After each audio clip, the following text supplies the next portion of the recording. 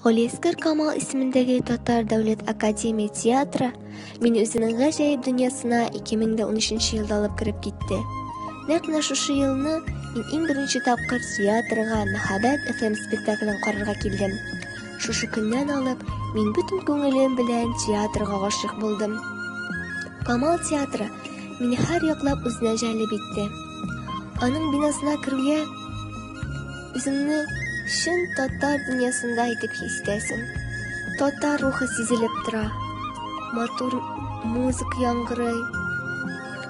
Ачык йөзле хезмәткәрләр сине каршы ала. Инде зал бизәлеше күзгә алырлык. Спектакль башлануга мин гомумән спектакль тормышы белән яши башлыйм. Андагы геройларның тормышы минем тормышыма әйләнгән кебек була. Алар белән мин бергә куанам да, шатланам да, борчылам да. Спектакль беткәч тә атналар буе әлеге спектакль турында фикер йөртеп, башкалар белән фикерләремне уртаклашып йөрим. Әлеге спектакльләргә, Камал театры спектакльләренә миллилек хас. Нинди генә тормышны, нинди генә заманны сурәтләмәсен, һәммәсендә дә татар рухы чагылып тора.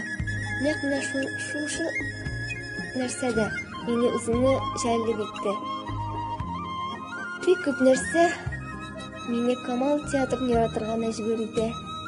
Кайберләрен хәтта мин белмим дә. Тик нисәңгә булмасын, мин Камал театрына бик рәхмәтле. Аны актерларына, режиссерларына, барча хезмәткәрләренә рәхмәтлемен. Камал театры, мин сине яратам һәм алга таба да сиңа уңышлар телим.